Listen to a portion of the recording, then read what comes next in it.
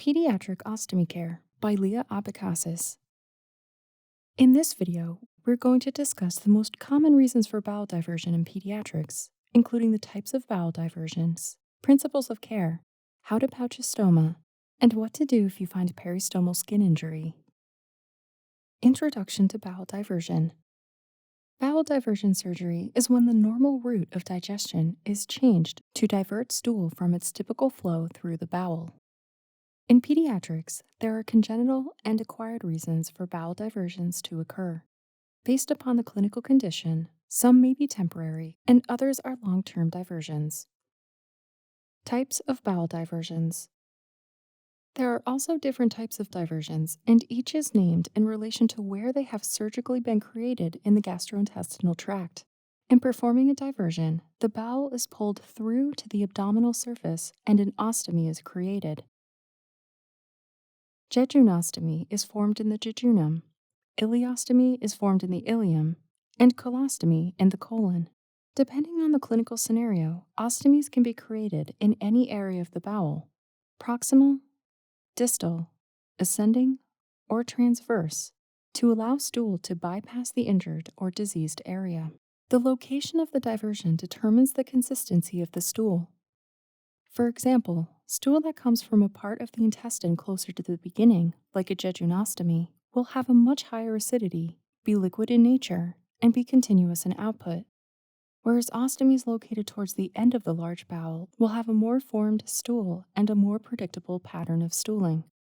It is important to know where the ostomy is located in the bowel to select the best type of pouch needed to collect the output.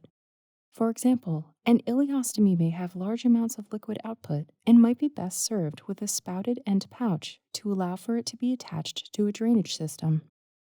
In contrast, a colostomy might only need a stoma cover with a filter to release gas that can be removed when it is time to empty the bowel. The location, reason for diversion, and extent of bowel involvement often determines where in the bowel segment surgical diversion is indicated and the type of surgical procedure done.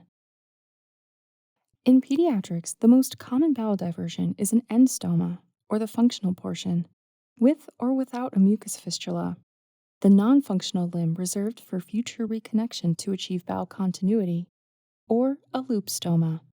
In pediatrics, the stoma is typically pouched, even when the child has control of bowel movements.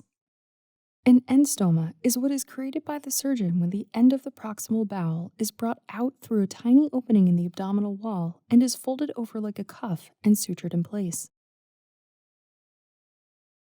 When this occurs, the surgeon may choose to leave the distal part of the bowel internal or may pull that through an opening in the abdomen to create a mucus fistula. A loop stoma is when a loop of bowel is pulled through the abdominal wall and cut before pulling it down like a cuff to suture to the abdomen.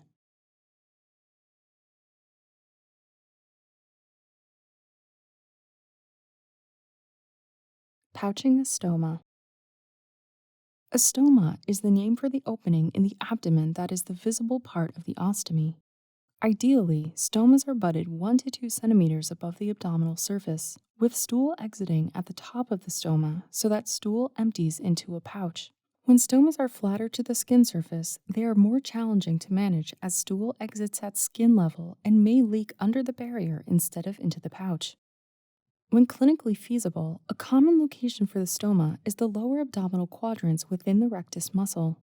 Ideally, the surrounding skin is flat without incisions or scars that may create uneven surface.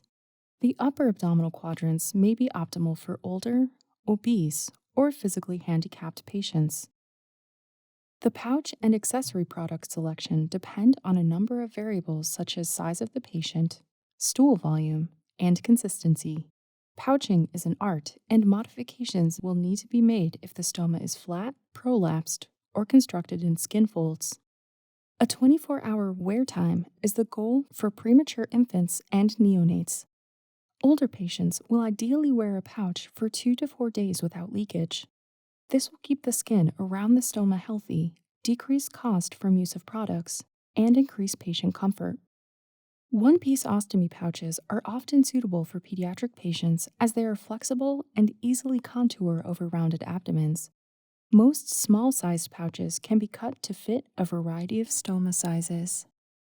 A measuring card is used to determine the size of the opening to be cut in the barrier.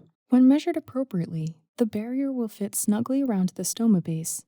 If an opening is cut too large in the barrier, then skin surrounding the stoma will be exposed to stool and have increased risk to become irritated. If the barrier opening is cut too tight, this can lead to decreased circulation to the stoma and irritation of the stoma with possible bleeding from lacerations. To expedite the process and minimize stress while changing an ostomy pouch, it is helpful to have all supplies ready in advance. Stoma measuring card, gauze, washcloths, paper towels, scissors, and an ostomy pouch selected for the patient's size. It is acceptable to have one pouch cut in advance to facilitate a quicker pouch change, but not advisable to cut multiple pouches in advance, especially with a new stoma. Over time, the stoma becomes smaller and less edematous, and the opening would be too large. The application of additional products may also require changes to the barrier opening. When removing the old pouch, gently lift the barrier from the skin using gauze and water to help release the adherence to the skin. Some find it helpful to use adhesive removers if they're available. Try to avoid lifting and tenting up the skin because that can lead to separation of the epidermal layer from the dermal layer of the skin, causing damage. Once the pouch is removed, clean the skin with a soft washcloth or paper towel moistened with water. Consider using soap if stool residue is adherent to the skin. Assess the stoma. It should be moist, pink or red, similar to the inside of your cheek, and the surrounding skin should have no rashes or other skin compromise. Evaluate the height of the stoma, whether it is flat, rosebud-shaped, retracted, or prolapsed. Measure the stoma with a measuring card fitting closely around the base of the stoma. Then use that as your guide to cut an opening in the barrier that leaves minimal skin exposed around the stoma.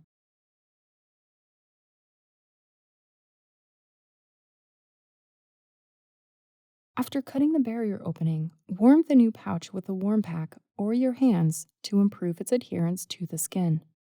Pastes and moldable rings can be used to fill in uneven skin contours or folds and prevent stool from getting under the barrier.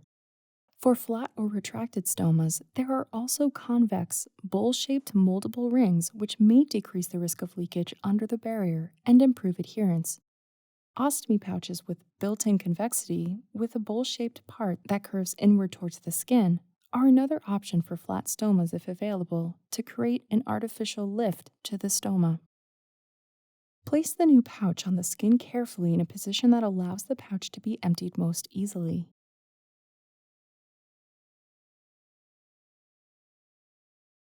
The typical direction of the pouch opening for an infant who mostly lies down is off to the side of the body. For an older child who empties the pouch into a toilet, the direction of the opening should be facing down towards the feet. To optimize adherence of the pouch to the skin, after placing the pouch on the skin, warm the barrier a second time with your hands or warm packs. The most common type of skin injury seen in the skin surrounding the stoma occurs from stool leaking under the barrier. The skin under the barrier can be erythematous and become macerated, and a rash may form. Another type of skin damage that can occur is from patients having a reaction to the materials that some barriers are made from. Management for either case begins with identifying the cause of the skin irritation, such as poor barrier adherence to the skin.